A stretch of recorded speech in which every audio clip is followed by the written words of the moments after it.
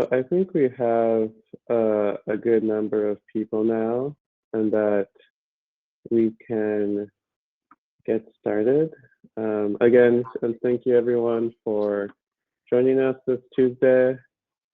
Up at the top, we just wanted to note that Sherry Cohen was not able to attend today, and so Obai Reed will be filling in for Sherry as the interim chair for this meeting.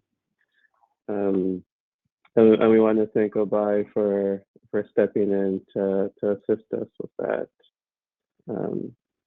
So at this point, Obai, if you could start the proceedings, we'd appreciate that. Sure, sure.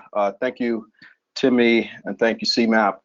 I want to first start by saying, with all due deference to our wonderful chair, Sherry Cohen, I'm the leader now.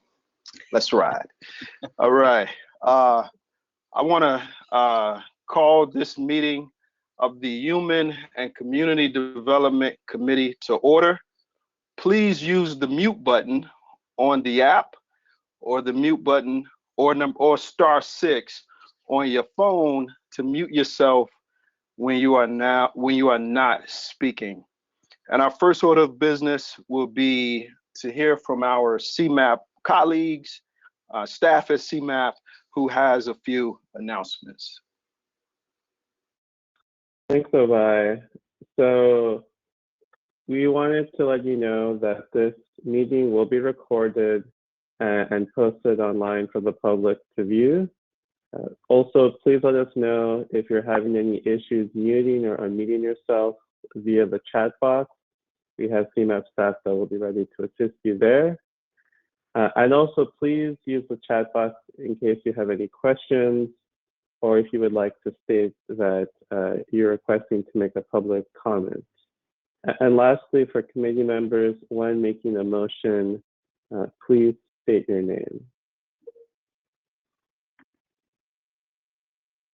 Thank you, Timmy. All right, at this time, I would like to combine the attendance roll call with the approval of the minutes.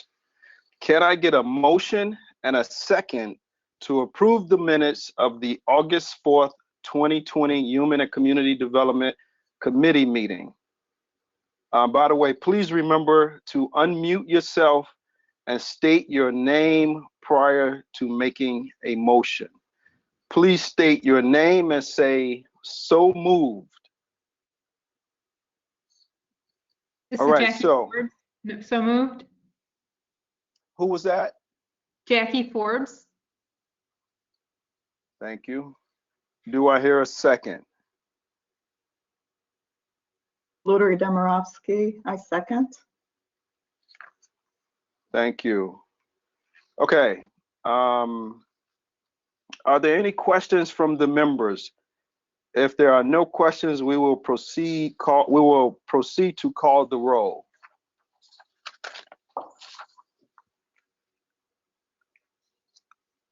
Hearing none. I do want to offer a point of clarification regarding the approval of the HCD committee minutes. When a member votes to approve the minutes, you are expressing your confidence in the veracity of CMAP staff and the correctness of the minutes preparation process. You are not making a personal eyewitness statement that you were there. The body needs an official record of its actions, and all members may approve the record. This means that you should not abstain from voting to approve minutes of a meeting if you were absent from that meeting. If the committee members could please unmute yourselves at this time, I will now read the names of members. Please respond with present and your vote of yay, nay, or abstain on the minutes when I call your name. All right, roll call. Sherry Cohen. As we know, she's not here. Alicia Bunton. Present. Aye. Thank you. Luturi Demirovsky. Present, aye. Thank you. Lori Dittman. Present, aye. Thank you. Jackie Forbes. Present, aye. Joan Fox.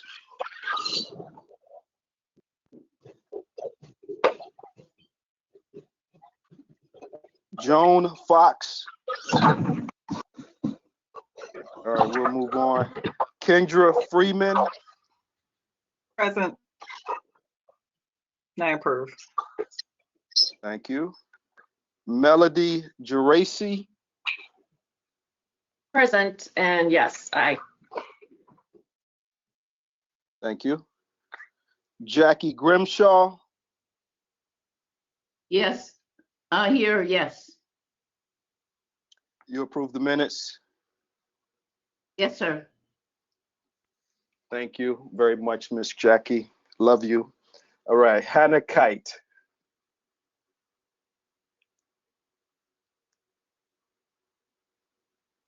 Hannah Kite.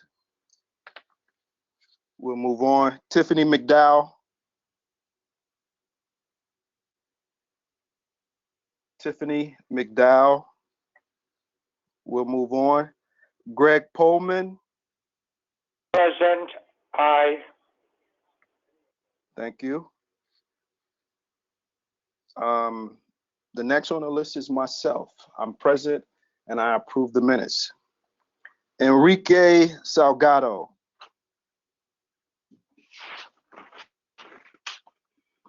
Enrique Salgado. We'll move on. Raj Shah. Raj Shah. We'll move on. Rosalie Shimmer. I'm here in her stead. Cheryl Russell. Can anyone hear me? Yes, we hear Okay, you. I've never used GoToMeeting before, so let me apologize, right? This is the first time. We're a Zoom house. It's fine. It's working Okay. for you. All right, Thank you. Okay. Mhm. Can you see Darnell me? Shield. I can see people. Okay, all right. Okay. I am so Okay, sorry. thank you. No, it's fine, Rosalie. Okay, it's all good. Okay. Darnell Shields. Present, and yay, I approve the minutes. Thank you. Hannah Simon. This is Jana, and yes, I approve the minutes. Jana, my apologies. It's okay. Thank you. Dominique Tochi. Dominique Tochi. All right, moving on. William Towns. William Towns. All right, so CMAP staff, I would defer to you. Do we have a quorum, and do we have sufficient support to say that the motion is carried? Yes, we do. The motion carries. We will move on to the next item, and I'll turn it over to the CMAP staff. Thanks, Eli. So now we're going to be moving on to the selected member updates portion of the meeting. And first, we would ask Kendra if she could give an update on the prompt, just for everyone to know. The prompt is COVID-19 and the increased focus on racial justice and police violence are impacting the work of regional stakeholders and partners, and that we're having various committee members in detail specific to their experiences and their organizations describe how they are responding. So Kendra, if you wouldn't mind starting now, we would appreciate hearing your update. Thanks. Hi, everyone. Good morning. Uh-oh. Sorry. My computer just did something really strange, so I hope I don't get cut off. But good morning. Thanks for the opportunity to share a little bit about what MPC has been doing over the past several months as far as adjusting and shifting our work to be more responsive to the COVID-19 pandemic. And also, I think just trying to sharpen our focus on racial equity and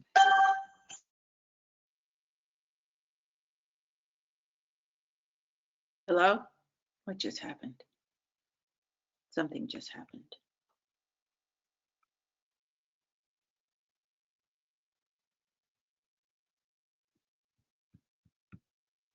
We may have lost Kendra. Kendra, are you still there?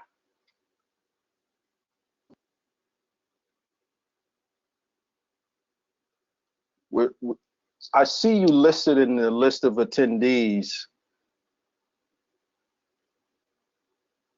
Oh, Yeah, if you're still there, Kendra, please let us know. We can give her a second or two if she's able to rejoin.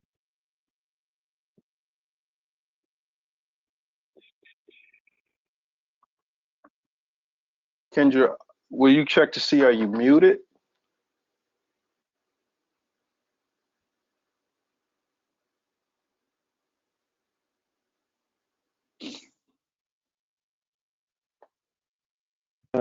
Okay, well, while Kendra is kind of, we try to work with Kendra to get her back on. I think we can move to the first staff presentation at this point, and then hopefully we can fix that, and we can then circle back to the to hear Kendra's update. So the first staff presentation is going to be agenda item 5. So Obai, if you could then shift us to the next agenda item. Sure. As directed by my boss, Timmy, we will move on to item 5.0 and hear from CMAP staff on a CMAP update on equity and transportation fines, fares, and fees project. So Lindsay Hollander, long-standing CMAP staff, will be presenting on this topic, and I'm part of the project team. I'm excited to hear her describe this work. So Lindsay, please go ahead.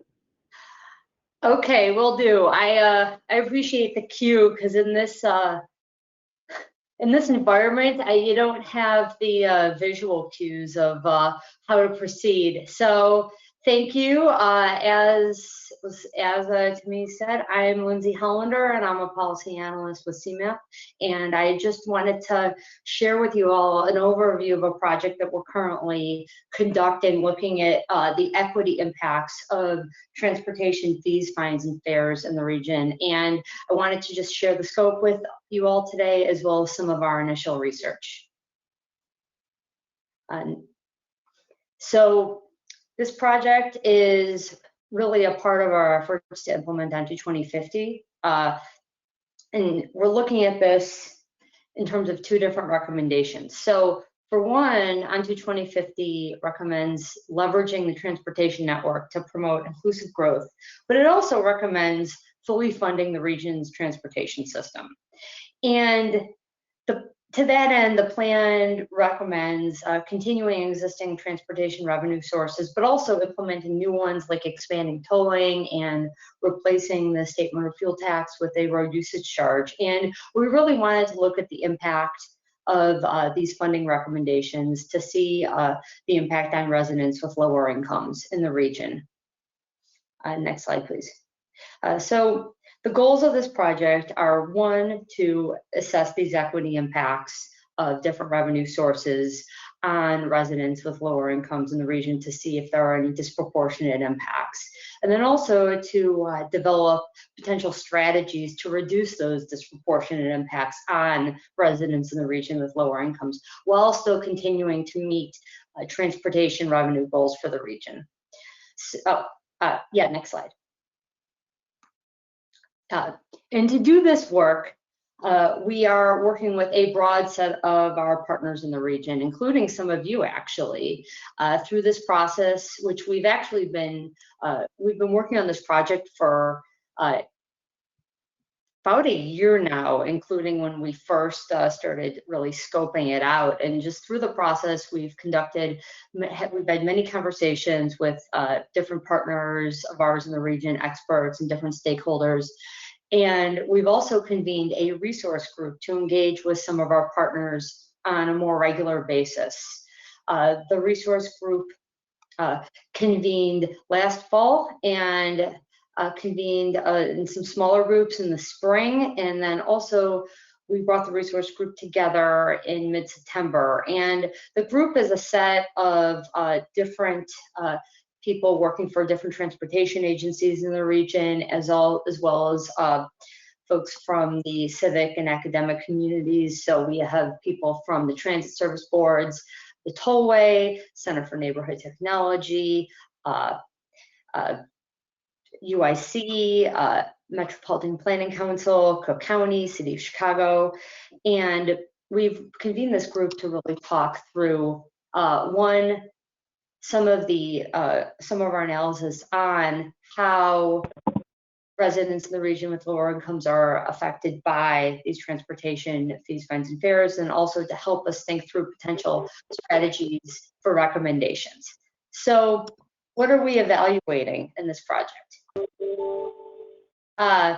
We've selected with help from our resource group, a set of different transportation fees, fines, and fares. So we're looking at the state motor fuel tax and onto 2050's proposal to replace it with a road usage charge. We're looking at fines, including those for traffic violations, and then also delinquency on those fines. We're looking at transit fares, expanded congestion pricing and tolling. We're also looking at onto 2050's recommendation for expanding price parking.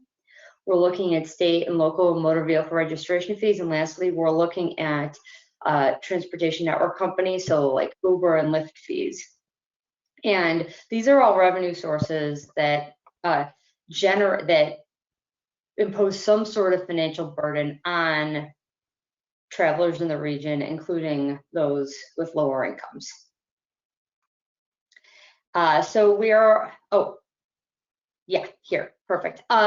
So while this project is concerned with equity, we are really right now looking specifically at income and financial means. And so there are a few topics that we're not evaluating in this project. So for example, we're not looking or evaluating equity that isn't related to income, such as related to physical ability, which is often a topic of discussion and does affect access to the transportation network. We're also not looking at equity in enforcement or equity in transportation safety. However, both of those are major topics of discussion with regard to equity in transportation. And actually, you will be hearing later in this meeting, I believe, about how we're going to be looking at equity concerns in the upcoming safety action agenda. Next slide, please. So what are we looking at? Our key research questions here are, one, how can transportation fees, fines, and fares best generate revenue without imposing undue financial burden on travelers with lower incomes? And then also, how can we actually structure these fees, fines, and fares so that residents in the region with lower income and, well, all residents in the region can access our transportation network? And to answer these questions, we really need to have a clear understanding of the challenges and opportunities in advancing equity in transportation. Next slide, please. And next slide, because I think I just said, yeah. So challenges and opportunities. Thinking about the challenges, there are several. One, and I've already mentioned this, but there are trade-offs with other transportation goals. For example, if you are reducing the impact of the financial impact of transportation fees, fines, and fares on some individuals, depending on how that's structured, it could lower the revenues that are generated for the transportation network, thereby making it really a trade-off with transportation goals to invest in the system. There are also potential costs with implementing certain programs, either usually administratively or just the cost of funding the program. There also could be statutory restrictions that have to be changed, or there might be information limitations on the impact of potential strategies. Next slide, please. However, there are many opportunities for this region to help residents in the region with lower incomes access the transportation network through reducing any disproportionate impacts. And there are many other states that have looked at some of these issues as well. So we can lower the financial burden of some of these transportation fees, fines, and fares directly. An example of this would be fare discounts. This is something that already exists for some populations in the region, and that could theoretically be expanded. There are other policies that could potentially make the transportation network more accessible or make different fees, fines, and fares easier to handle. So, for example, payment plans could be implemented or restructured.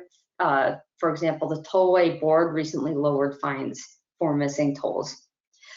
And lastly, there are other types of policies that could potentially mitigate the overall impact of the overall tax burden. So, for example, other states, when they've increased the state motor fuel tax, have actually at the same time increased the earned income tax credit to basically mitigate the impact of increasing the motor fuel tax. So I wanted to spend a few minutes going over some preliminary findings from our assessments. Next slide, please. So what are we assessing here? We're looking at how often residents in the region with lower income are impacted by these transportation fees, fines, and fares. So what does that mean? How often do they drive, ride transit, or even own vehicles? And then also, are they disproportionately burdened by making these payments on fees, fines, and fares?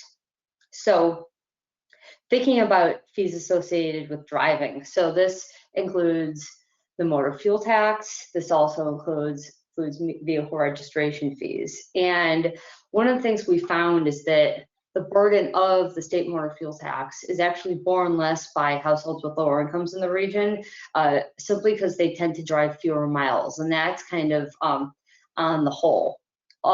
Similarly, households in the region with lower incomes tend to own fewer vehicles, thus spending less on vehicle registration fees.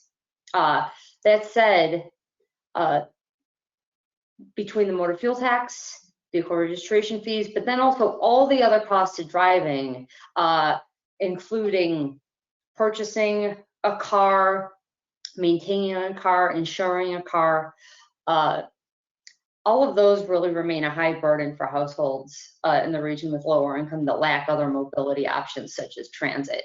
So really, the motor fuel tax and registration fees make up a pretty low portion of the overall cost of driving, and that's really what's limiting households with lower income their access to driving in the region. So transit fares, we had some interesting findings here with regard to how households in the region use the transit system. So transit is really relied upon in this region by residents of all income levels, but we found that it is really especially crucial for just everyday mobility needs for residents in the region with low incomes, because these residents tend to own fewer vehicles, as we learned in the last slide. So one of our findings from our modeling showed that households in the region with lower income take 20% more transit trips than other households. But when you take out work commutes, these households actually take twice as many trips, which means that basically they're can you go back to the last slide, please? Which basically means that they're using transit for basically everyday needs in shopping trips and conducting their everyday lives. We also looked at the cost of fares and found that the cost of a fare really does vary by many factors, and some of that can actually result in the cost of taking transit to be a pretty high share of income for a household with lower income. Next slide, please. And then a couple findings on traffic violation fines. When we looked at fines, we found that households in the region with lower incomes wind up paying a substantially larger share of weekly wages on a given fine than households with higher incomes. And the real challenge comes when these traffic fines actually compound, particularly when delinquency fines are added in, and that can become a major source of debt and a barrier to employment for residents in the region. Next slide, please. So I'll share just now a couple of our next steps, and then I'd like to discuss the project with you guys. So we're currently continuing to do staff work here at CMAP, looking at basically evaluating what sorts of strategies might be helpful in reducing disproportionate impacts of these fines and fares on households with lower incomes. We're also continuing to work with partners and experts throughout the region. And well, as I said, we just held a resource group meeting, and we're going to hold another one later in the fall, and with the idea of releasing our report later this year. So I was hoping to talk with you all about the project, and you can go to the next slide with questions. I'd be interested to hear if any of you all have ideas of any best practices or strategies that we should evaluate when we're thinking about how we could help residents in the region with lower incomes access the transportation system. And I'd also just be interested in hearing about everybody's priorities concerning different impacts of fees and fines on individuals with lower incomes, and what you think that we should prioritize at CMAP. Hi, so this is Tracy. Sorry. Oh, sorry. I was just gonna call out in the chat, Lindsay. There was a comment, a question. Lori Bittman asked, why isn't equity related to physical ability, i.e. disability, being evaluated? Basically, we aren't evaluating equity impacts that aren't related to a financial burden in this project. So we are at CMAP looking at, and there are other, I think, people here at the meeting who could speak to this better than I could, but we are currently thinking about ways that we can look at equity and other elements of transportation, but this is just one piece of the puzzle that we're looking at here, thinking about the financial burden. And I see also and then I also see this posted in the chat, the Fair Fares report, which, yes, thank you for sharing that. That is a great resource that we are looking at as well.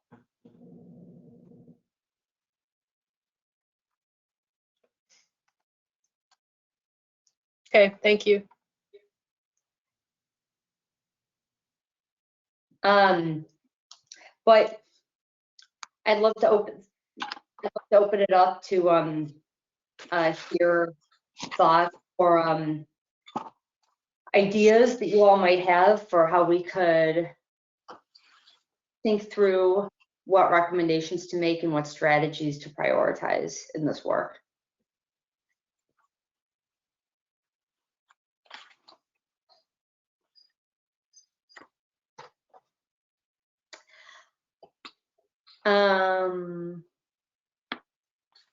So I see there's a comment by Joan Fox.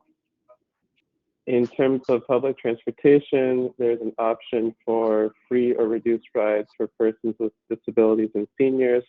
However, the application process is multi-step and takes a very long time, about 6 weeks. Yeah, that's, so yes, we're familiar with the program, and I guess I'd be interested to hear thoughts on whether or not that program structure is something that is potentially a barrier in and of itself, or if that's something that meaning it could be challenging to expand to other populations if we were to think about free or reduced rides for other populations, or if there are potential opportunities with that existing program. We're still researching that program, but I'd be interested to hear from this group if there's anybody with experience in that program specifically.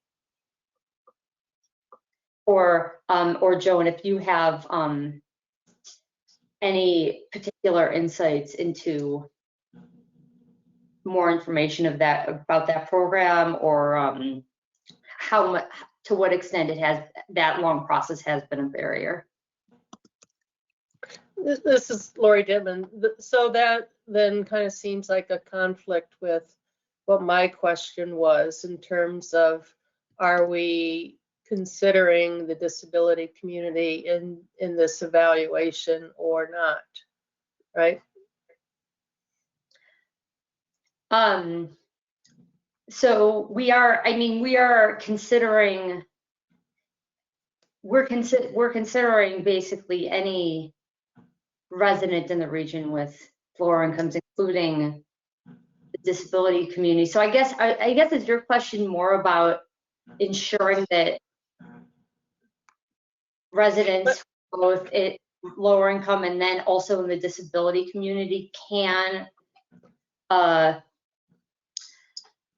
participate in potential programs?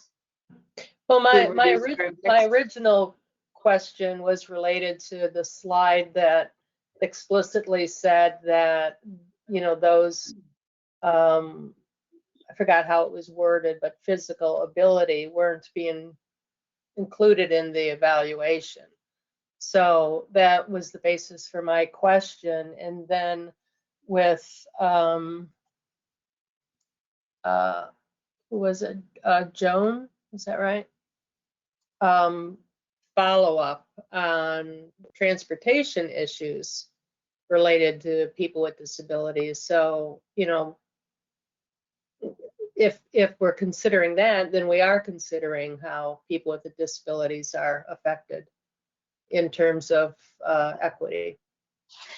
Yeah, I guess I probably didn't quite explain myself, explain how we're looking at this, but I guess I meant to say that we aren't looking at physical disability in terms of being able to access the network directly in and of itself, but we are looking at programs like the existing reduced fare programs, because that does have a financial impact. So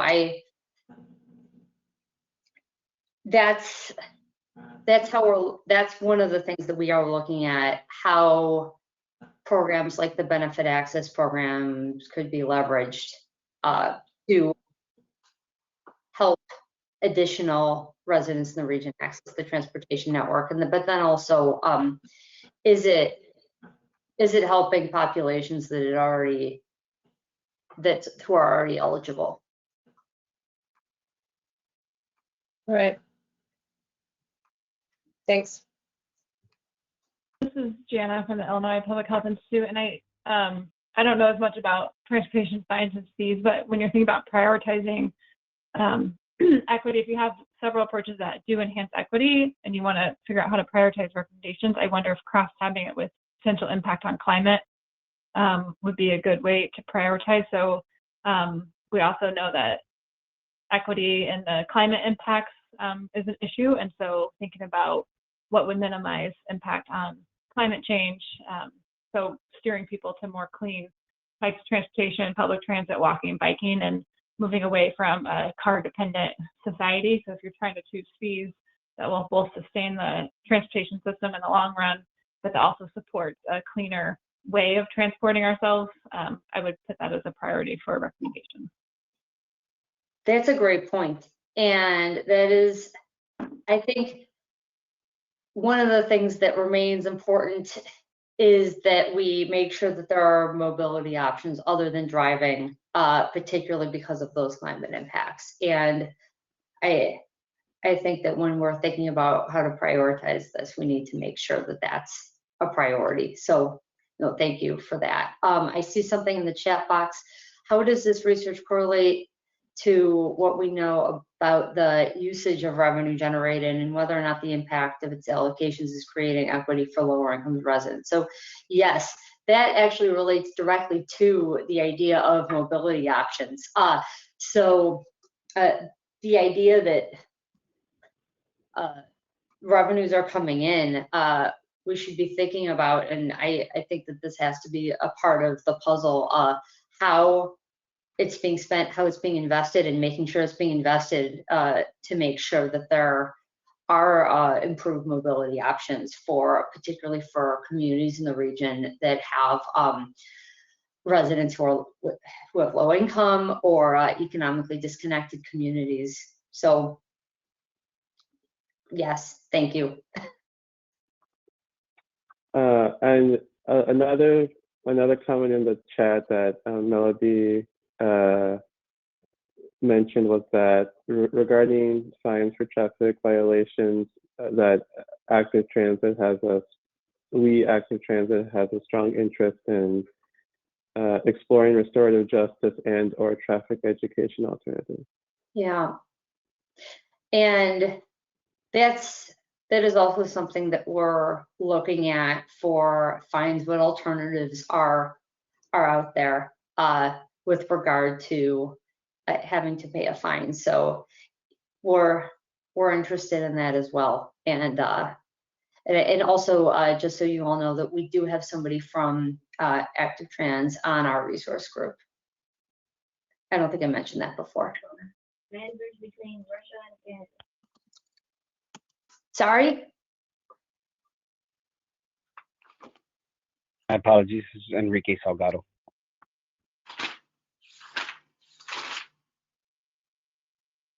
And let's see. So Joan Fox had another comment, and in it, what she said, in our community, personal transportation costs are very high for low-income population. Registration, transfer of title, and plates expensive. Mean emission regulations are a significant expense for low-income population. Yeah, absolutely. And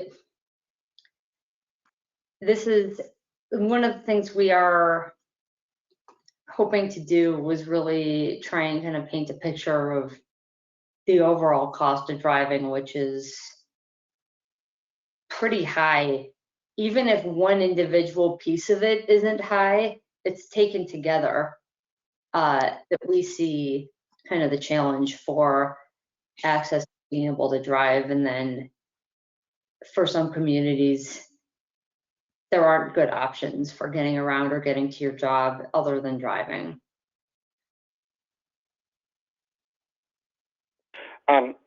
This is Greg Pullman. I have a couple questions. First of all, you mentioned the reduced and free fare. Have you been working with the state of Illinois, because they offset some of these costs? And I was just wondering if you've been working with them and talked to them. I know that there has been discussion that, to reduce some of those benefits, and take a look at them in a different sort of way because of the loss of revenue to our regional transportation system. And my second comment is, aren't there similar programs for veterans and students? So I will take them out of these questions out of order. Yes, I believe that there are for fares, at least for transfers, there are programs for veterans and students, and I'm not totally clear if there are. I'm not certain that there's anything beyond that for fares, which for veterans and students, to the extent that the students or veterans are people with lower income, that is a potential way that those individuals are not experiencing as much of an impact of the transit fares, but I think that the programs are a bit broader than that. And then yes, we'd be interested in talking to the state more. We are currently, as we're thinking through the different strategies, we've begun to reach out to the state, but the state's reimbursement for reduced fares to the transit agencies hasn't always been consistent. That I know. In the region, so that's something at least I'm concerned about with regard to proposing something even broader, and then the state, because even if the state did agree to appropriate funding for it, those appropriations could change in any given year. So that's a challenge. Yeah, that's why I brought it up.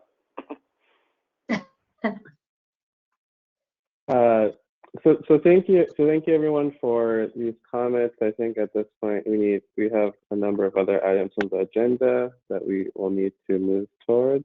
But thank you, Lindsay, for this presentation. I know you'll be back when this has kind of continued forward and we're in the evaluation phase of a number of these items. If there was other feedback that people had, please feel free to reach out to Lindsay, as well as or Enrique and I to pass that feedback on to Lindsay as well. And we have, I think at this point we're looking to return to the member updates. Kendra is on the line and is able to start it off. So, and then the last thing that I'll note is that we had some minor shift in kind of who is kind of advancing the slides due to some technical issues. So that's going to be transitioning, but I think given the agenda reshuffle, we can just kind of move into the member updates at this point. So Kendra, if you could start with your update that you had started, would really appreciate it.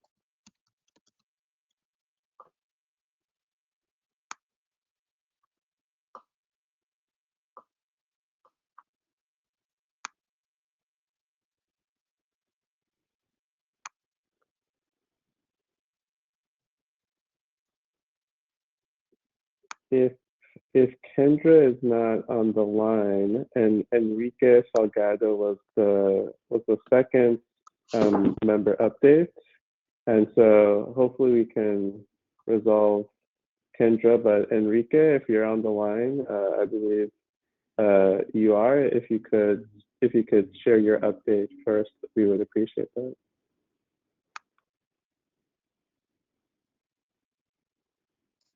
Yes. Hello? Hi, yes, we can hear you. Yes, I'm sorry. Today's been a day of technical difficulties. The updates, I'm not sure exactly what you mean by updates. So the member updates that we're just hoping to have folks briefly share how their organizations have been adapting to the COVID-19 pandemic, as well as conversations about racial equity that were spurred by increased attention on racial injustice and police violence. So if you just had, some brief things to share about how you and your organization have been adapting to those circumstances, we would appreciate hearing from you on those 2 points. Okay. Let me see if I can wing this. So I apologize in advance. So first off, so my name is Enrique Salgado, for those of you that are on the line and are not familiar with me. I actually I worked for WellCare as part of their National Community Connections team, which was our SDOH model to address health disparities across the country. And in January, we became Centene. So Centene purchased WellCare. In Illinois, we operate our Medicaid and Medicare plans, actually both WellCare as Medicare and Meridian as Medicaid in Illinois. So that makes us actually the largest Medicaid health plan in the state. I actually now work for I'm the manager of strategic partnerships as part of the National Social Determinants of Health Innovations team. And the role that we have played as the National SDOH Innovation Team is actually to work to augment local market efforts to scale and to impact our overall SDOH efforts, whether they be nationally or in the markets themselves, taking the experience, the relationships, all through and focusing on evidence-based either approaches or practices, data-informed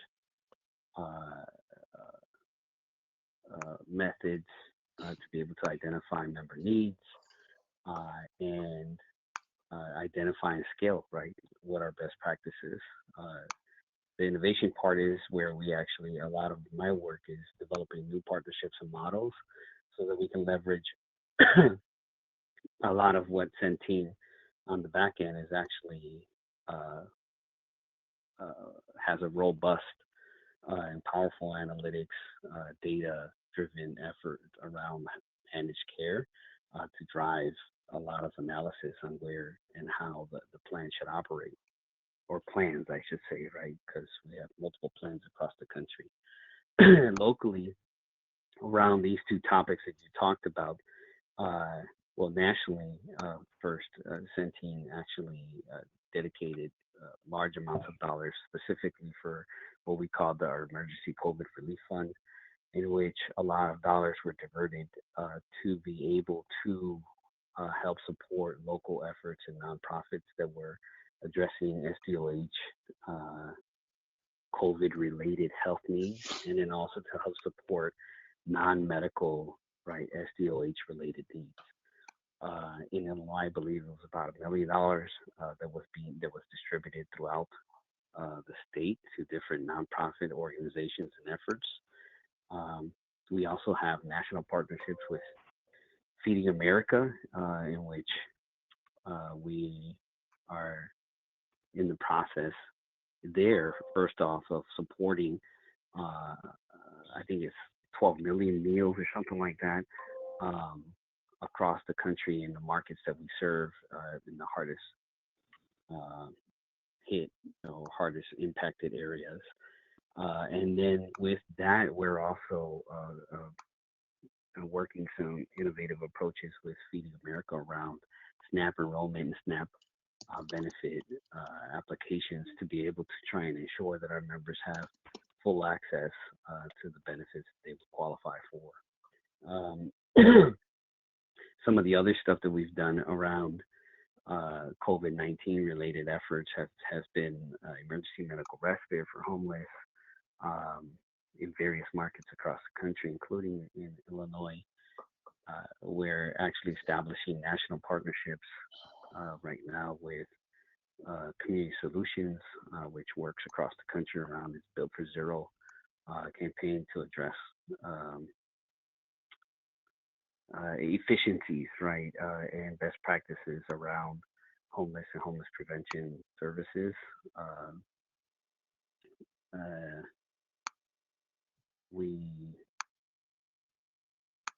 apologize. No, that's I think that's a really helpful summary of the various initiatives that you have been involved with, and yeah, we really appreciate sharing that. At this point, to kind of keep on schedule, we've been kind of working with Kendra. I think she should be able to speak at this point. So Kendra, if you could share your updates on behalf of NPC, we would really appreciate that. So, but thank you, Enrique. Hi, can y'all hear me okay? Okay, cool. I hope y'all didn't hear me cussing at the computer when I was having all these technical problems. I heard every word, Kendra. So thanks for your patience. Just a few things, I'll be quick. You know, as we, transitioned into life during the pandemic, I think the first couple of months, we tried to shift our policy work to think about what can we say, how can we use our voice, how can we try to use our leverage to put forth some practical recommendations in a couple of categories. So before Joe Biden kind of adopted the Build Back Better phrase, we were using that to kind of brand how we were thinking about what equitable recovery could look like. I think we're going to go through a rebranding period, so stay tuned for what we'll call it next. But the first kind of initial work we did was thinking about what are the recommendations we can propose at the city and the state level that would support slowing the spread. So that was specific policies and practices that can reduce transmission of COVID and promoting things like social distancing, supporting hygiene, well-being, testing and tracking. And the second bucket of policy work that we did were specific recommendations to the city and the county around immediate financial relief. So policies and practices that help people, businesses, municipalities, and particularly in this, what has been longer than a moment of financial distress. And those are available on our website if you want to dig deeper into that. The bigger picture, which we were calling Build Back Better, was around what does long-term recovery look like, has taken us down a rabbit hole of self-reflection, of thinking about what are the things that we're working on currently, what are the things that we care about, how do we strengthen a racial equity and social justice lens around the issues like housing and transportation, effective government, water, and other things that we work on. And we have not figured that out yet, quite honestly. We're still wrestling with that internally. We're exploring what we think are probably main buckets around how we're thinking about this work, like the racial wealth gap, and how does that align with our work, health equity, community investment gaps. So that's a conversation we've been having for the last several months. And I think if we really do this well, I think it'll change the way that we pursue our work for the next several years. So I think, it's just been a process of reflection for us and thinking about like, what is the next kind of evolution of our work? A lot of the equity work that we've done over the years have been rooted in the cost of segregation and our equitable future. And I think those have been guiding documents for us as we think about this next term. More practically, there have been some things that we've been able to do. So we have been working with Tiffany McDowell and a few others in building out curriculum for learning conversations that really are targeted for professionals whose work impact the built environment. So planners, transportation folks, those kind of folks. And we were actually about to launch that in April when COVID hit. So we kind of pulled an audible and we shifted that content to online webinar formats, and we tried to make them a little bit more responsive to not just thinking about diversity, equity, and inclusion in the built environment, but also thinking about COVID response. So we were able to do 4 webinars on various topics. Some of them, I mean, some of them were experimental, but I think it was a good opportunity for us to get the content out there to a broader group of people and begin to get feedback that hopefully will strengthen a cohort that we hope to launch next year. And if you're interested in that, I can share a link, because we videotape most of those segments and they're available online if you want to watch the webinars. The other thing that came out of, I think, more need than anything is we were struggling with thinking about how do we continue stakeholder engagement in a meaningful way. So we just kind of put a call out there to other folks we know who were doing engagement around, particularly around like public projects, infrastructure, housing projects, and said, hey, do you want to help us think about what we should do? Are you interested in like learning what folks are doing? So that kind of morphed into what we're calling now a stakeholder engagement roundtable, that we've been able to connect with folks. CMAP's been on that call. A lot of other organizations have been on that call, just to create what we hope will grow into a community of practice for people who are doing stakeholder engagement. So we've done everything from sharing like what platforms are people using in the very early days, like what methods are really working well from people, to now we're thinking more strategically about how do we take advantage of a moment, particularly where public agencies are, you know, because they've adopted an equity agenda, and partially because of the social justice movement that we've seen reignited. Like, how do we take advantage to use our collective voices to push for more concrete commitments around public participation and public engagement? So I'm personally excited about the power of that group once that for that group to come together, that we're all kind of speaking the same language, that we're all pushing for the same goals, and that we're pushing together in a more collective way.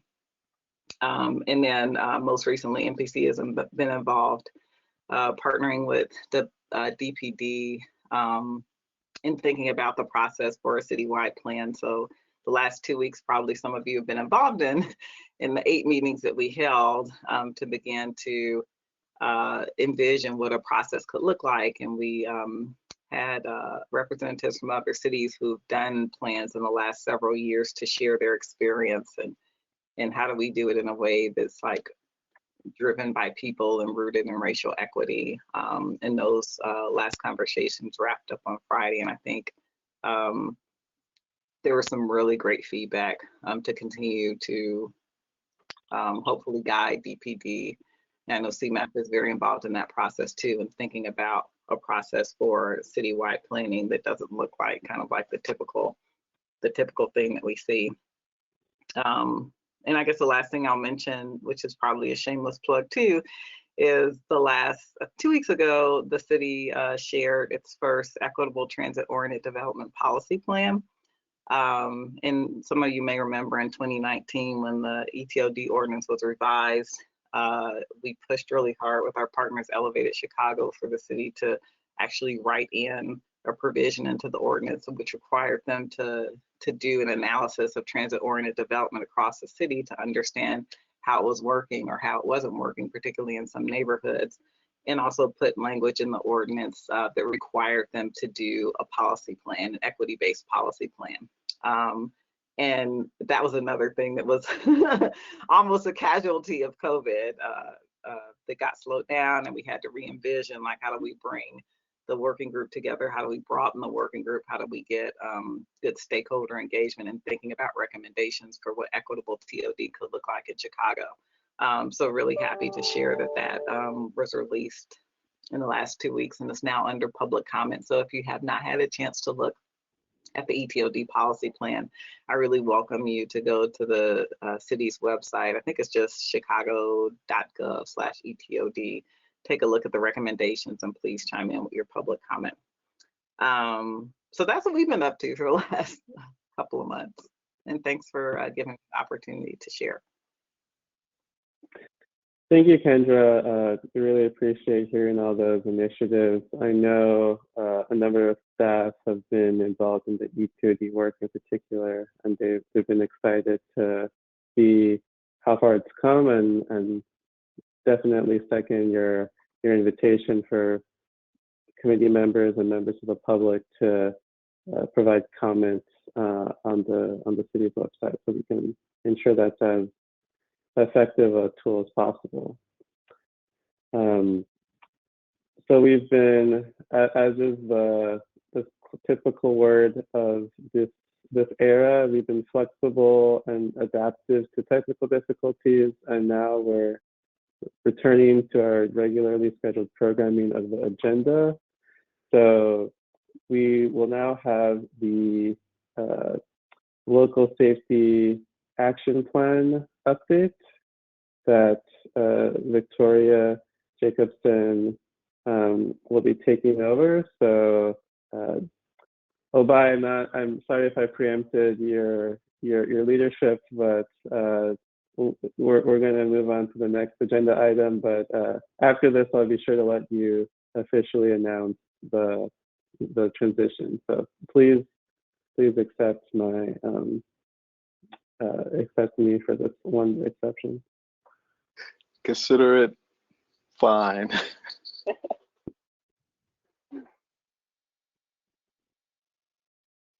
Okay, I'll jump in.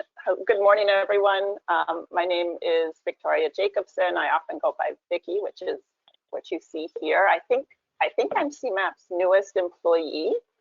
This is week 4 for me. So if you ask me really hard questions today, I may be tapping some other people in the room, but I'll do my best. I'm excited to be here, and I'm going to be, one of my first tasks here at CMAP is to get started on a program that we're calling the Safety Action Agenda, which has been in the works for a while, and I'm excited to dig in. Next slide, please. So one of the questions that may come up is why is CMAP addressing safety in this way now? Safety's obviously been a major topic for CMAP ever since its inception.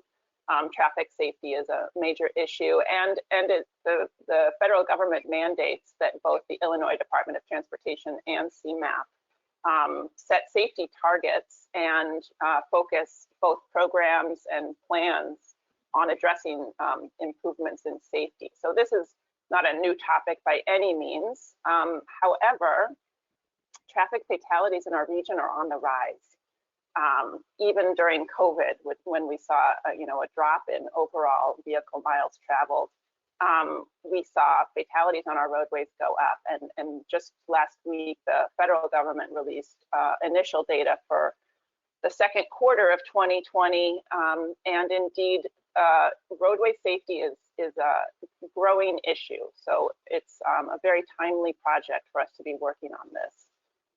Another reason why we're jumping into safety right now is there are some new dimensions of transportation safety that we want to include in the conversation. Certainly, we want to bring an equity lens to the conversation. A lot of terrible things have happened in the name of traffic safety enforcement, and we want to make sure that as we move forward in making our roadways safer for all users, that we use an equity lens to view that. There's also, dimensions of micro-mobility. We have new modes evolving all the time, it seems, new fleets to consider. We have climate change considerations that we want to take into account as we talk about what it means to travel safely. And we also have growing numbers of and interest in active transportation modes. So those who are walking and bicycling and accessing transit are among the most vulnerable roadway users. So we want to make sure that they are able to access the transportation system safely. Another reason why we're focusing on this now, the Illinois Department of Transportation has a very aggressive safety program, very thoughtful and long-term. But it's important to know that about 85% of the roadways in our region are actually under the jurisdiction of county and local government. So that means a huge percentage of the roadways do not fall under IDOT's jurisdiction, and we would like to look at strategies to help municipalities improve safety on those roads as well. Next slide.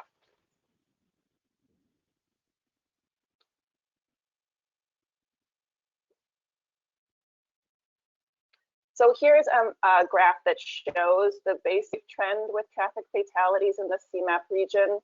The 2019 data is an estimate, but you can see the darker red line is the 5-year trend line. So that's kind of the overarching trend. And you can see that we've had some very successful accomplishments in traffic fatalities in terms of lowering the numbers. And you can see that, recently that trend line is moving upwards. And that's one of the reasons why we're focusing on this now. Next slide. And here is a graph showing, and this only goes to 2015, I apologize. We are working on additional data here. But fatalities and serious injuries for non-motorized users of the roadway. And you can see that that trend line is also tending to arc up. The lighter blue line in this graph shows the basic trend. So another reason why we want to jump into this topic. Next slide, please. So this is a brand new, the topic has been brewing for a while, but we're at the beginning stages of this project. And this is how we're kind of thinking about framing the project right now. And one of the reasons why I'm here today is to get your feedback on this. So there's, our approach is focusing on people who can help us do this work, using data and best practices to do the best possible work. Doing some projects on the ground to put our research and practice into action, and then developing policies and resources for the regional local governments. I'll go into each of these in a little bit more detail now.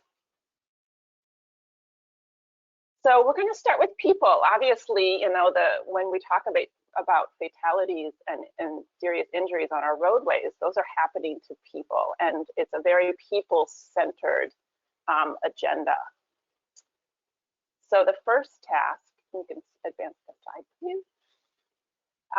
The first task is to develop a resource group. So a resource group at CMAP tends to be a shorter term mission-driven group that we hope will be representative of all the safety considerations that we need to think about today. We have the traditional interests in transportation safety. We call them the 4 E's. That's engineering, education, enforcement, and emergency response. But we would like to see a resource group that considers the new dimensions that I mentioned in traffic safety. So we want regional partners that represent everything from equity to micromobility to climate. Certainly post-pandemic factors in here in terms of safety on our roadways. Education will be a huge piece. We want the disability community to be well represented in this conversation. Senior citizens, there are technology, there are partners that we can have in the world of technology that can help us advance safety in a very real way. So we'll be looking to create this resource group in the coming months. This resource group will help articulate this project, develop the agenda, the timeline, and eventually the products that we deliver in terms of resources to local communities. But our hope is that this is all wildly successful. We have a meaningful impact on transportation safety, and we do evolve into a long-term coalition program on transportation safety in our region. Next slide, please. So data and best practices. I'll jump straight into this. CMAP is an amazing resource of data, and we are always understanding new ways of using our data and exploring the possibility for using it in new ways, incorporating new aspects of data, and even possibly looking into new data sources that can help us understand traffic safety in a new way. So we plan to focus on data-driven solutions and best practices in other regions or within other organizations. That's something else we want to hear from you all about today. We want to support the timely release of crash data. You know, we are often a couple years behind in our ability to respond to trends because it can take a long time for crash data to be assembled across our region. So we'll be looking at ways to expedite that process. And we would love a data program and a best practices program that helps predict problems before they happen. So traditionally, transportation safety has been, you know, finding out where the hotspots of crashes are in our region and then applying, you know, solutions to that hotspot. But if we can get a system that anticipates problems before they happen, then of course we have, you know, saved people from injuries and fatalities. And finally, you know, the resource group will be a key part of this best practices research in terms of understanding how we can do our best work going forward. Next slide, please. Okay, the projects piece, yes. So this is an attempt to what we say, do while we plan. So we would love to, and we plan to do a project almost immediately focused on transportation safety. Could you advance one more slide? There we go, perfect. So doing while planning. We expect to do a pilot project as part of our LTA program, our local technical assistance program. And we hope that it kicks off sometime around December or January of this year. And it is a local road safety plan in the village of Flossmoor. So this will allow CMAP staff the opportunity to understand local needs in terms of road safety and start to develop a kind of repertoire of tools and processes that are valuable to communities in our region. So that will be an exciting pilot project as we start focusing on safety. We also hope that throughout this process, we're able to share our research and resources with local governments at an interim level so that we can be making progress while we're continuing the work. And eventually, we would like to incorporate traffic safety research and data into all the work that CMAP does, both the LTA process, the LTA plans, as well as other project selection processes, so that we can make meaningful impact on roadway safety in everything that CMAP touches. Next slide, please. Traffic policies and resources. So this will be more on the outcome side of this project. This will focus, you know, what we would like to see happen here is meaningful resources that local governments can use to predict where they might have issues, solve issues in a context-sensitive way, and hopefully move away from this approach, which has been identify, you know, an intersection or a roadway segment that has problems and create a solution. While that's a very important thing to do, we would love to find ways for this program to have a really broad impact on safety. So we'll be looking at policy guidance for communities. That could be anything from complete streets policies, things that, you know, reference the Vision Zero policies, to create broad and long-term change in terms of roadway safety. So these are kinds of deliverables that we hope to provide, and will be, you know, the resource group will help inform what those tools and resources could be. In addition to, as I said, design solutions that are context sensitive. So, you know, you approach intersections differently depending on which modes have a high level of presence. So if it's, you know, if it has bicycle and transit infrastructure in close proximity, your design solutions are different than otherwise. So we want to make sure that communities have the resources they need for the context. And as I said about earlier, you know, we want to go beyond the engineering thinking of safety and really include the human elements. So that will include discussion and addressing issues about education, behavior change, and programs that support encouragement approaches rather than relying on enforcement to be successful. Next slide, please. So where to start? I mean, and we're open. We'd love to hear from you all on this too. Our instinct tells us, you know, that 2 or 3 years ago, we published this traffic safety white paper, which does an excellent job of framing the issue of traffic safety in our region. It's probably due for an update in terms of updating the data, as I mentioned, and some of the issues that have come to the surface since this paper was published. So we are thinking that that is where we would start on this project. And the two issues that seem to have some gravity around them right now are speed management and bicycle and pedestrian safety.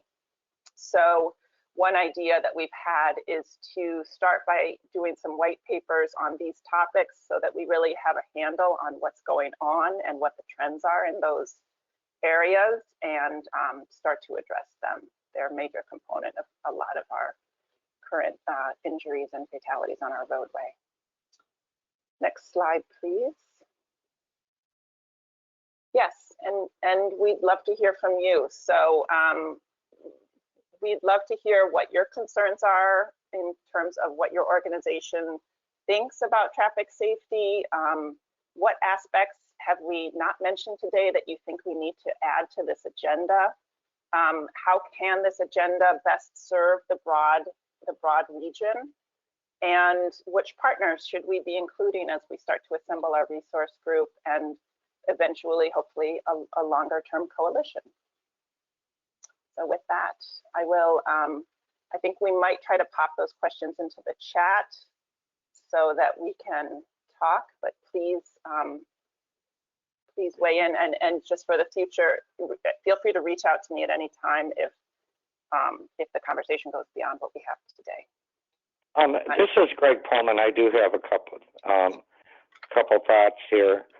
I know one of the things that the blind community is very concerned about is the lack of accessible pedestrian signals throughout the region. I mean, there's like 11 of them in the city of Chicago. I know that there will be more, but I think there needs to be a policy, because not only these accessible pedestrian signals help people who without sight, but they can alert people that may not be paying attention, like maybe some senior citizens or somebody on a bicycle or whatever. So I think they would serve several roles.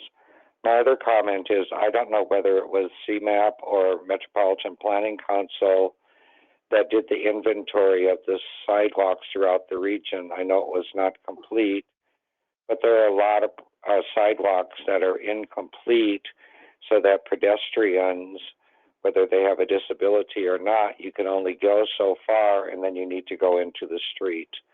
Mm-hmm. So I think those are two issues that I think from a pedestrian standpoint, I think would be beneficial to not only people with disabilities, but other parts of the community.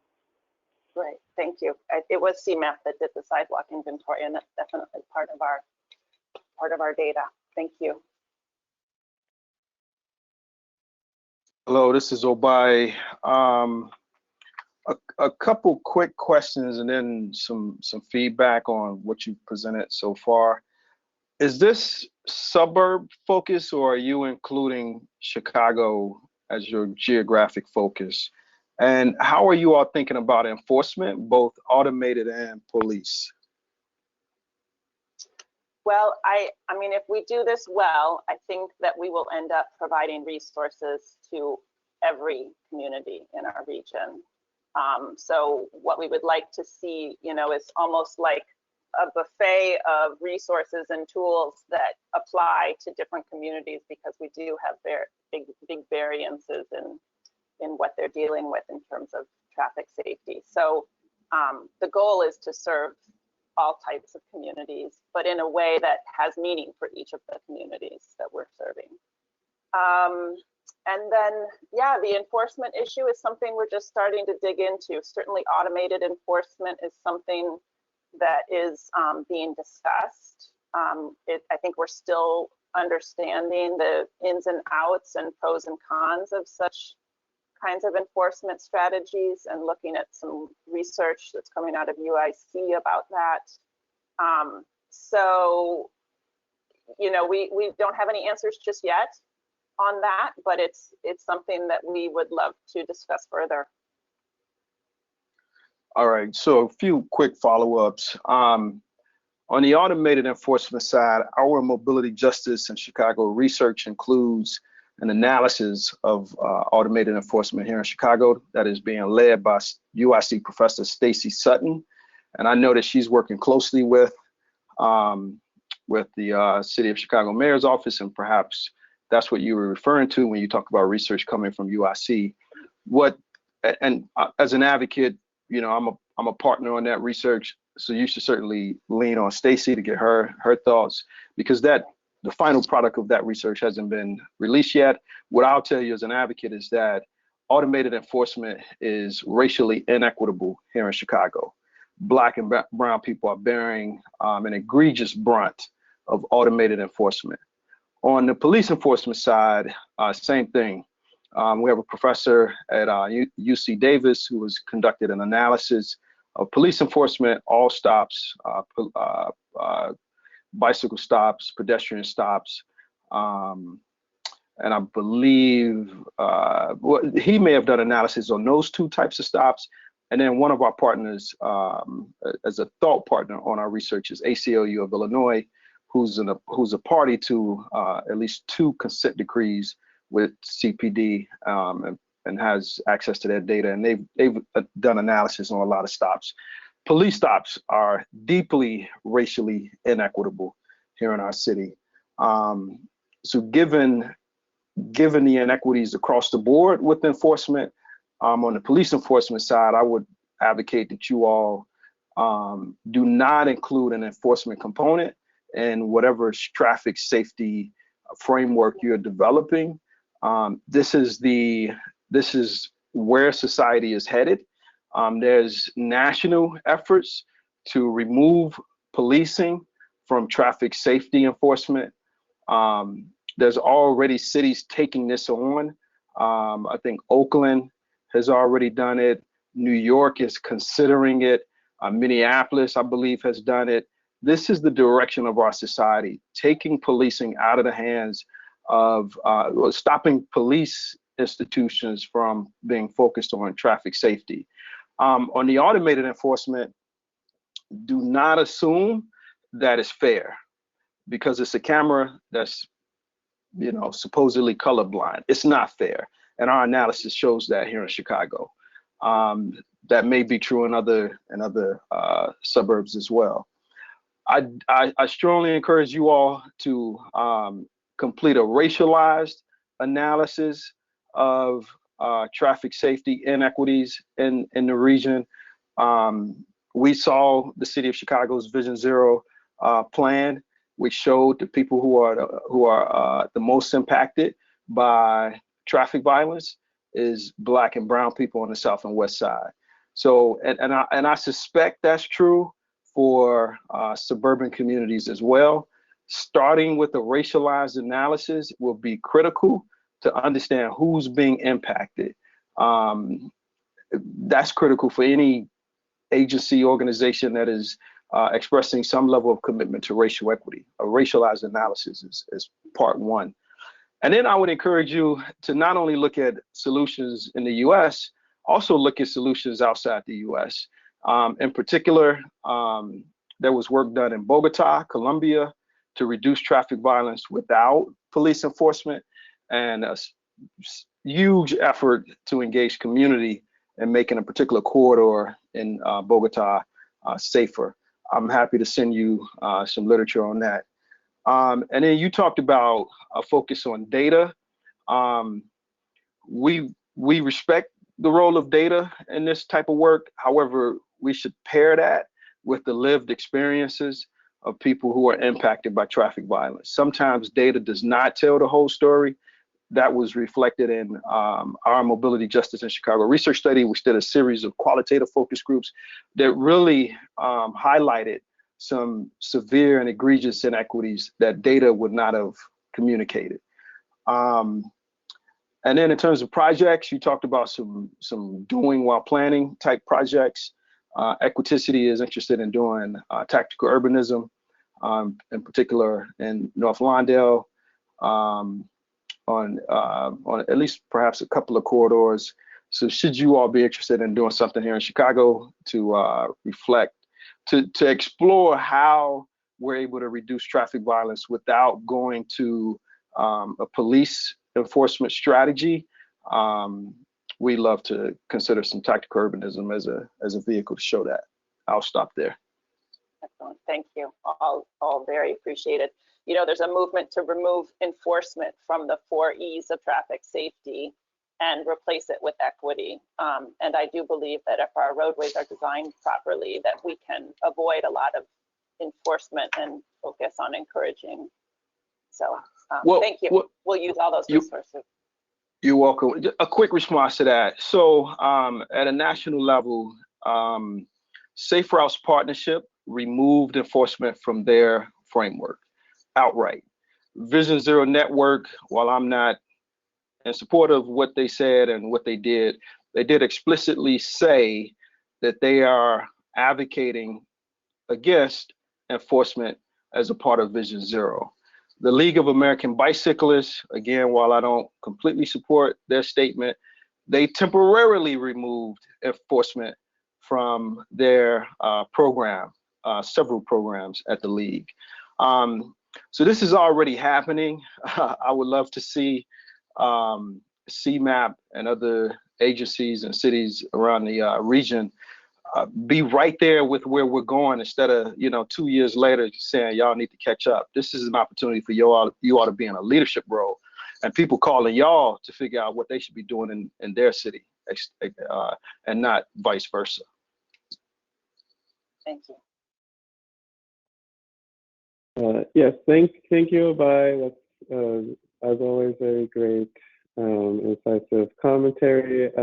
I just wanted to call out some things from the chat that we've received. So recently, Melody mentioned that Transportation Alternatives in New York has published a brief report on self-enforcing streets. Does not have any community input, but enumerates strategies to address racism and traffic enforcement. And then Darnell Shields had the question, which relates to a lot of what Abai just said. Is there any available data that articulates how traffic safety is being impacted by gun violence and law enforcement response to violence generally?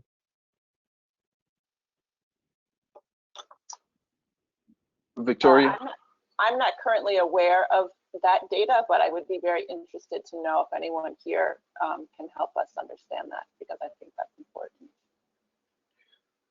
I don't know about any. Yeah, go ahead. I don't know about any particular data that looks at that, although we should explore it, Darnell. What I will tell you is that Chicago Police Department has been explicit, publicly explicit, in saying that their targeting of Black cyclists was a crime reduction strategy. This is public. They said this directly.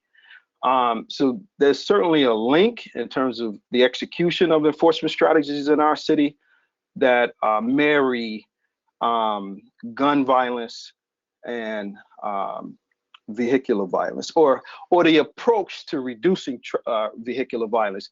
Now, I may have to pull back my comment, because in our Mobility Justice in Chicago research study, which did an analysis of racialized enforcement inequities, some of the data that was explored was, where is traffic violence the highest? Because that would sort of lend itself to enforcement being the highest, right? They did not correlate. I think bicycle crashes was the highest on Milwaukee, right? That's a bike corridor in our city. There was not a lot of enforcement done right there. the enforcement was concentrated in Inglewood and probably in Austin and other predominantly Black neighborhoods on the South and West Side. So there was not a relationship between high rates of traffic violence and high rates of enforcement to reduce that traffic violence. So we anticipate that research, the racialized enforcement inequities analysis, will be available by about December. So it may get to some of what you're asking about, Donnell. However, we should also explore, is there some other research out there at a national level that we should be looking at?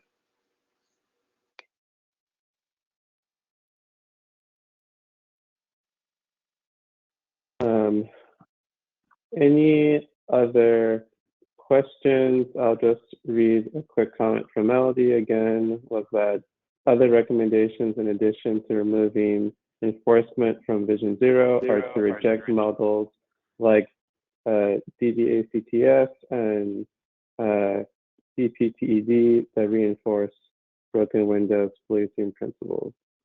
Jackie, I think, did you raise your hand if you have something to say?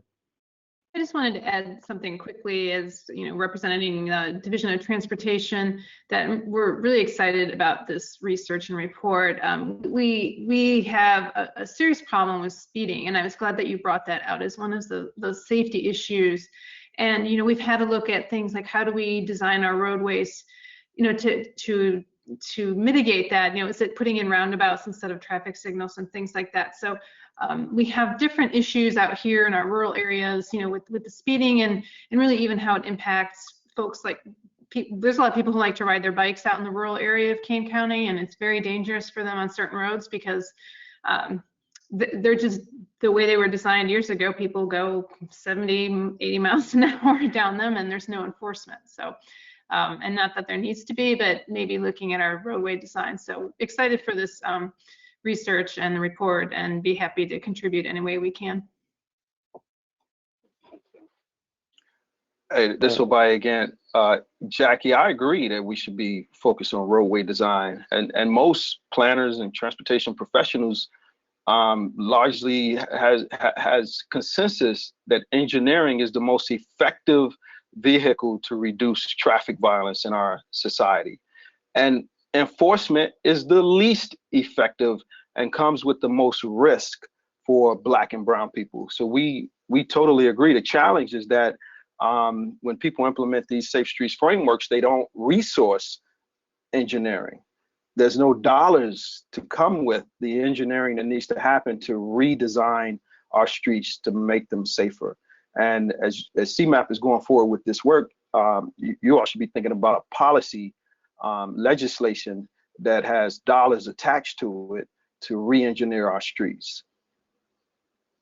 Yeah, I'll even add on to that, Victoria, in your slideshow, I noticed you had a couple pictures of the VUNR for the shared street in the city of Batavia. That's a great example of how they re-engineered that whole street. And the issue was, it does cost more money, but if there's a policy behind it that we need to be looking at it differently, that would go a long way into helping to change the way we do our streetscapes. So yeah, it was great to see the Batavia VUNR in there as an example. Wow, all right. Oh, I'm sorry, Timmy. I just wanted to make a comment. Yeah, just go ahead. That resonates with me very much, especially when you think about how, and goes back to the question I was asking earlier about how revenue that is generated through transportation services and fees and fines and all of these different things, like how these resources are actually allocated in a way that that is equitable. Because you just brought up a great point, that currently the way resources are allocated, if they're allocated to resource the enforcement versus the engineering, then if you apply an equity lens to that, right? Surely you can see the injustice that creates. And so it's not so much, the policy is one piece, but it's even just the practice of how we allocate resources that creates this injustice, that creates inequitable situations for disproportionate representation of people across the region. And so, those are the things that are of great concern to me and my organization, and the things that we're doing locally, but are now having to understand that, we have to make an impact and advocate on this more broadly. Hey, I know we don't have a lot of time. Just Darnell, I'll say let's talk. We entirely agree. The fundamental challenge with a lot of these systems in our society is inequitable distribution of resources. And we believe the foundation of racial equity is a new, fair, just distribution of resources, prioritizing and targeting marginalized racial groups who need those resources the most. And that approach is not something that we believe should be left to the whim or interest of a well-meaning person. Well-meaning people come and go. That approach is something we believe should be policied and legislated. And since we already agree, we should work together on implementing that legislation here in the region. I hate to kind of cut some of this really great conversation short, but we are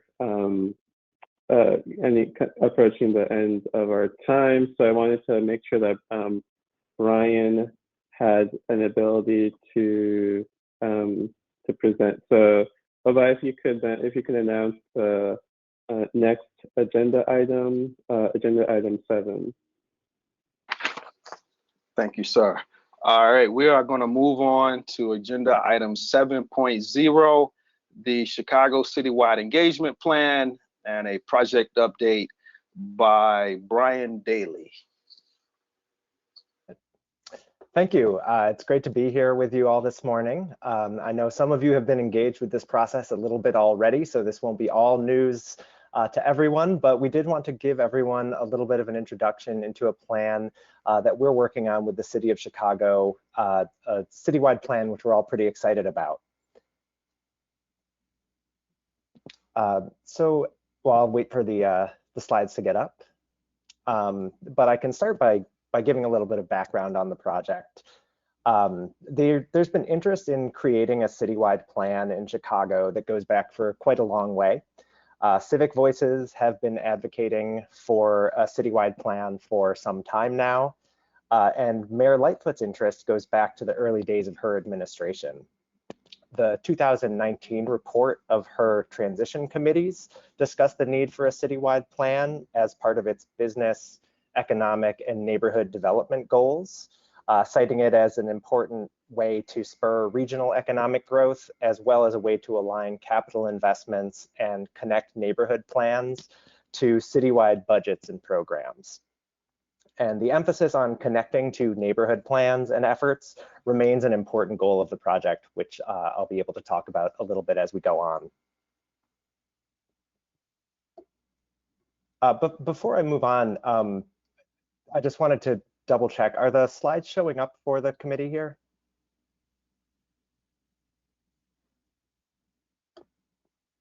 We see slides. The current slide is a blank screen. Is that intentional? No. Sorry about that. All right. Hey, Brian, we're working on the slide deck right now. We're having a few technical difficulties. Okay. Do you want me to continue presenting without the slides, just in the interest of time? Yeah, I think that's a great idea. And then we'll try to catch up to you via the slides. Sure, sounds good. So like I said, the idea of doing a citywide plan has been around for a little while, and it's come to the fore again in light of the findings of the mayor's COVID recovery task force.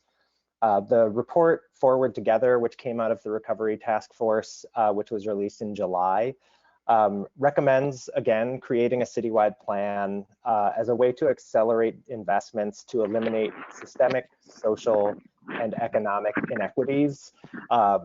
Really what the task force found was that planning could be a way to not only respond to the inequities that were being brought to the fore by COVID, but also hopefully to address the inequities that were driving some of the direction of the crisis that was affecting our communities so unequally.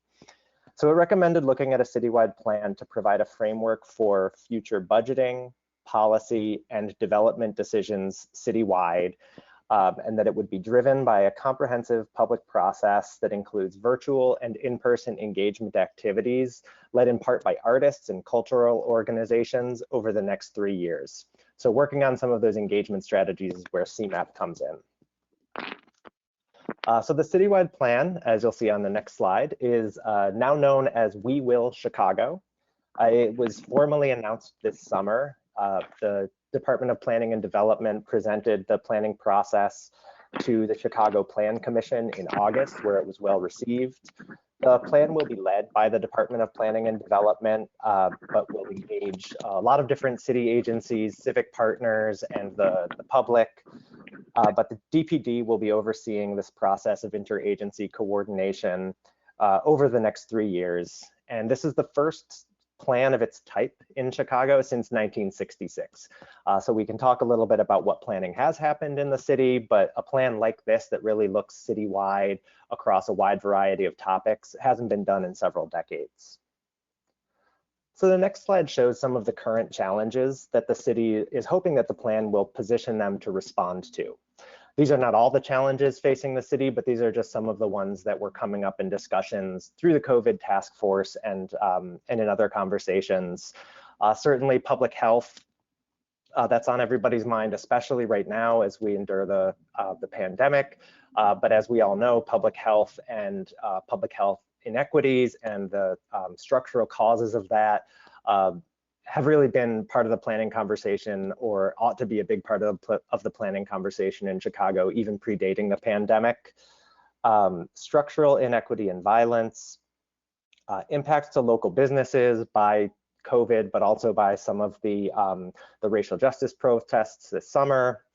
And also looking at climate change, longer term economic shifts, and unemployment problems that have plagued the city, again, unequally distributed over the past several decades. These are long running challenges facing the city. Many of them were put in stark relief this year, but they go back much longer than that. And the idea of using the citywide plan to try to address some of those is to try to set a course of action that can take place over many years to provide real impact on those structural problems. So just a quick sampling of some of the plans that have shaped Chicago. The 1909 Burnham Plan is still one that we talk about a lot in the region. And then in the 40s, 50s, and 60s, there were other, not necessarily citywide or comprehensive plans, although some of them were, but sort of large area plans that tried to address a wide variety of issues. In addition to these kind of formal planning processes, there have been a lot of other federal, state, and local policies on housing and urban renewal that have also been tremendously influential in creating the city we see today, both for good and for ill. There are a lot of visible legacies of these plans, whether it's the public lakefront or major infrastructure projects, but many of these plans and policies have also had a lot of negative effects that the city is intending to learn from in creating the new plan. Some of these past plans were responsible for much of the racial segregation that still drives a lot of outcomes for Chicago residents, and past emphasis on things like blight clearance and urban renewal and the automobile have caused a great deal of damage to communities that the new plan must confront. There's also a lot to be learned from the who of these plans. Who wrote these plans, who was given the opportunity to participate, and who wasn't. Many of these plans were led by civic organizations, not by the city government itself. Many of them didn't really have a meaningful public engagement process, particularly to communities of color. So those are all things that the city is eager to correct in the current planning process. I also want to highlight the many neighborhood and topical plans that are out there. While there hasn't been a citywide plan since the 60s, there has been a lot of planning taking place. There are a lot of community plans, whether they were developed by the city or through partnerships on things like CMAP's Local Technical Assistance Program or LISC's Quality of Life plans. Many of those plans are still active and being implemented and remain popular with community stakeholders. So the city intends to fold as many of those plans into the new plan as possible. So they're really looking at creating a framework that can build on these existing plans that are already out there and not reinvent the wheel in places where good local planning has been happening. So on the next slide, we can see who some of the partners being engaged right now are. Like I said, DPD is leading this project. Another key leader within city government is DCASE, the Department of Cultural Affairs and Special Events. They are currently going through a procurement process to hire an artist-led team to lead some of the public engagement efforts.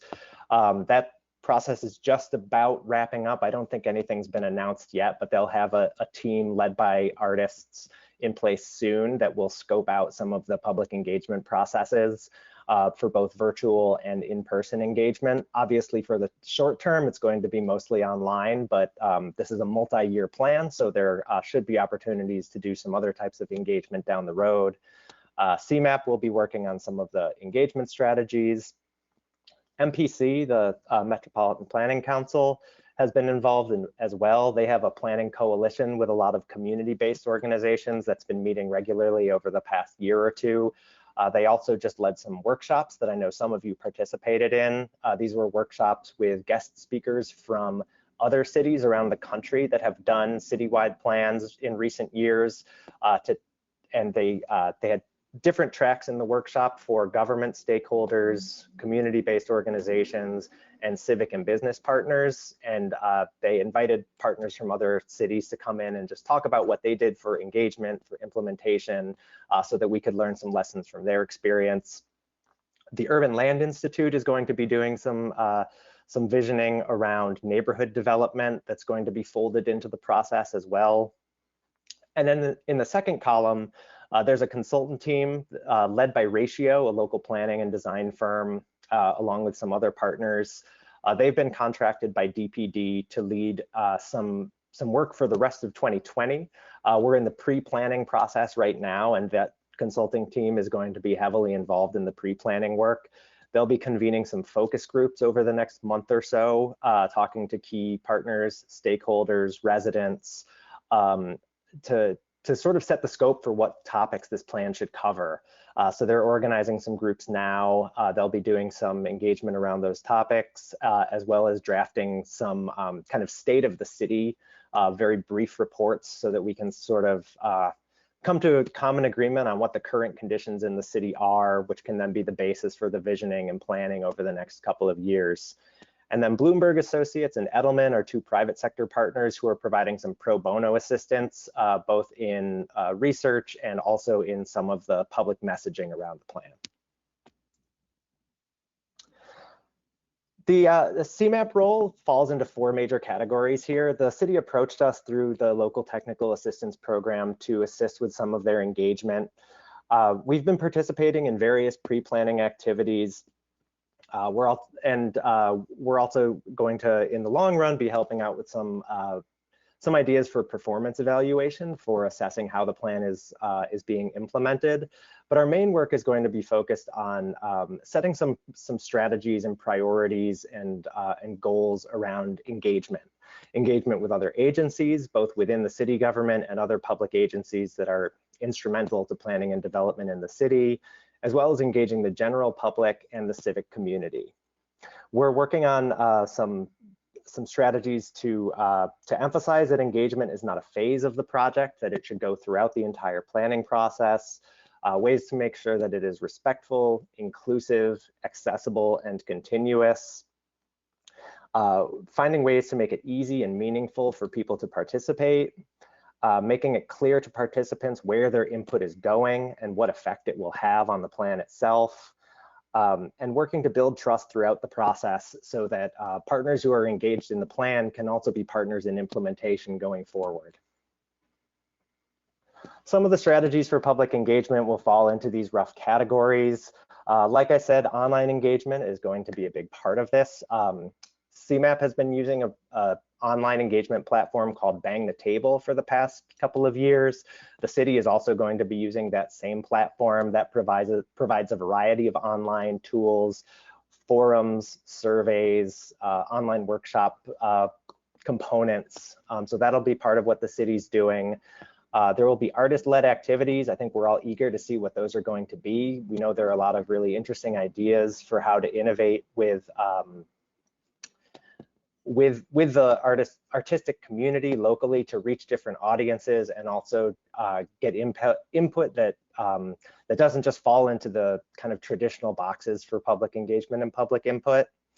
And for those of you who have already received a ballot for this fall, you live in the city of Chicago, you'll notice there's also a referendum, a non-binding ballot question for city residents that's on the ballot this fall that calls attention to this plan. And it asks whether the plan should focus equally on the three principles of resilience, equity, and diversity. So looking at the overall project timeline, you'll see that 2020 is mostly about mobilization and visioning.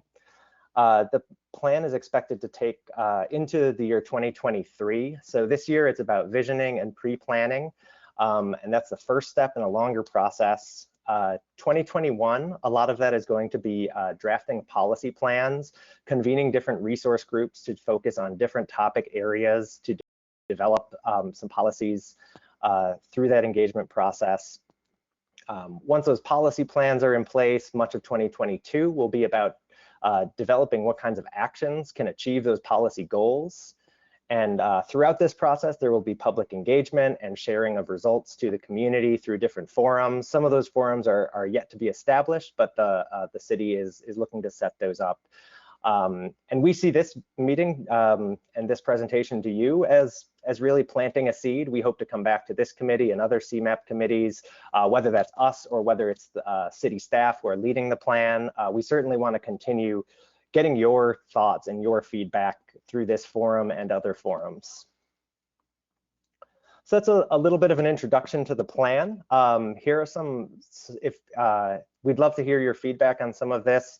We'd love to hear any feedback you have on what kinds of methods for online engagement have seemed effective to you that you've seen over these past several months. We talk a lot about how engagement should happen by meeting people where they're already meeting. So if you have any thoughts on where people are meeting now, what the most effective way to meet them in easy ways that don't put burdens on them to reach out to us or to find us where we are, we'd be grateful for any thoughts you have on that.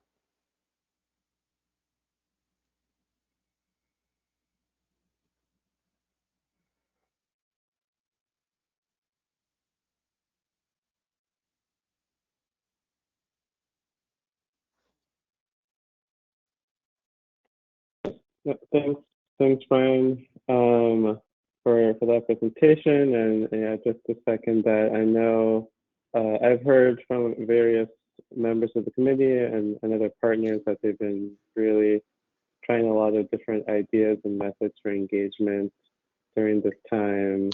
I know Kendra had flagged that earlier in her update as well. So interested in that as well as the broader suite of questions that Brian had raised.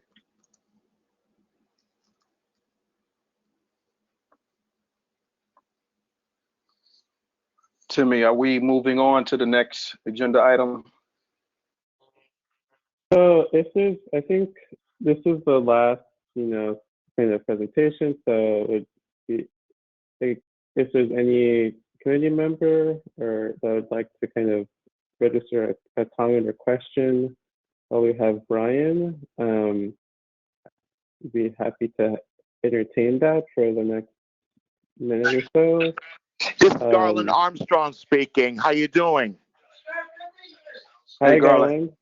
I just want you to know that me and my wife, at the end of this month, we are leaving Illinois and moving to Des Moines, Iowa, after coming to the Committee for Human and Community Development meeting after all these years and helping out for people with disabilities. So, and making sure that the disabilities hear the voice of it.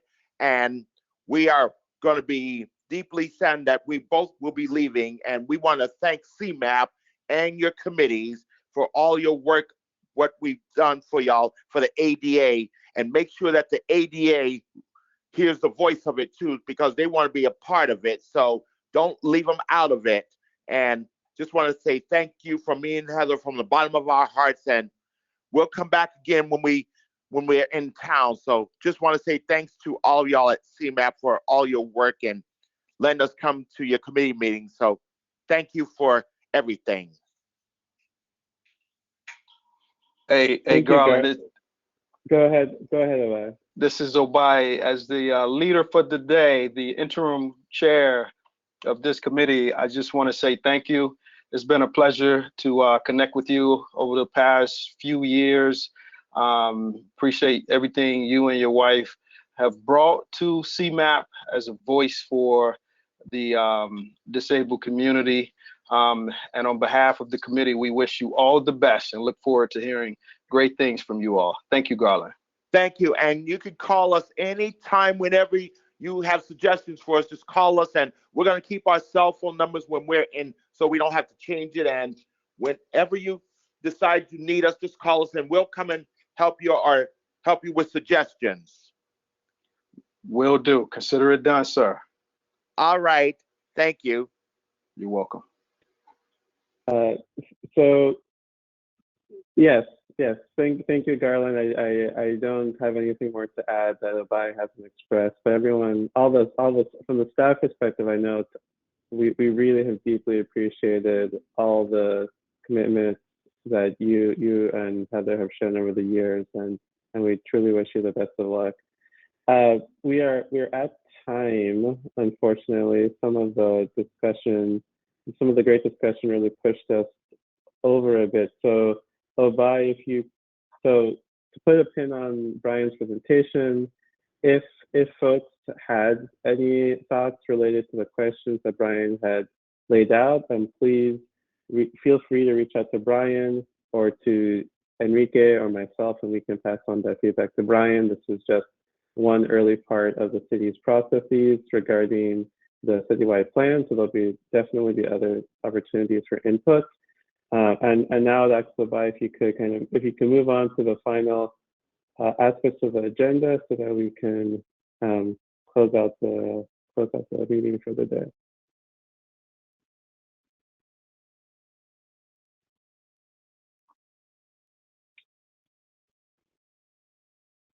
Obai, you are muted.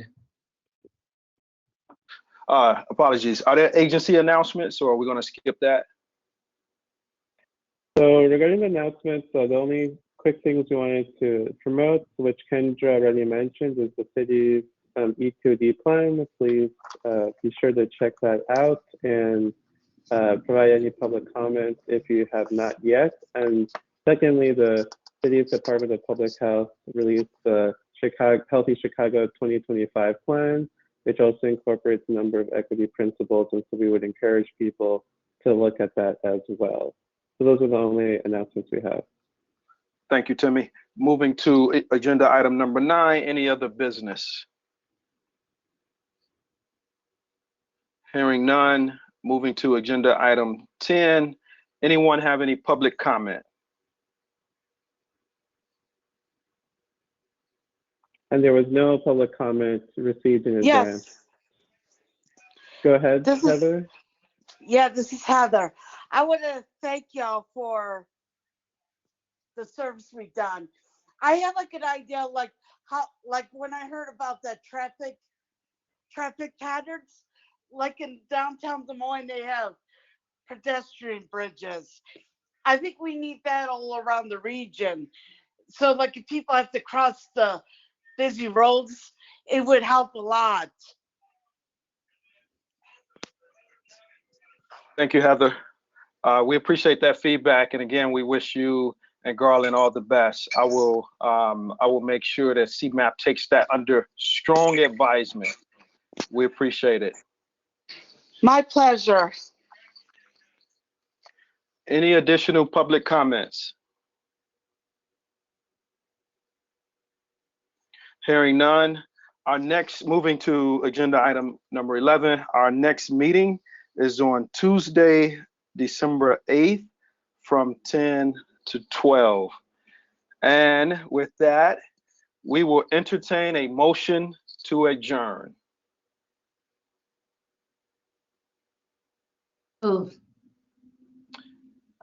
Jackie Thank you, Forbes, Ms. Jack. All right, we are adjourned. Thank you all. Thank you, everyone. Bye, everybody. Have a good day. I go back to being a regular member next time. Thank you so All right, much. peace, y'all. We really Thank you. appreciated the stepping up. It's my pleasure. Thank you all for having me. All right, peace, everyone.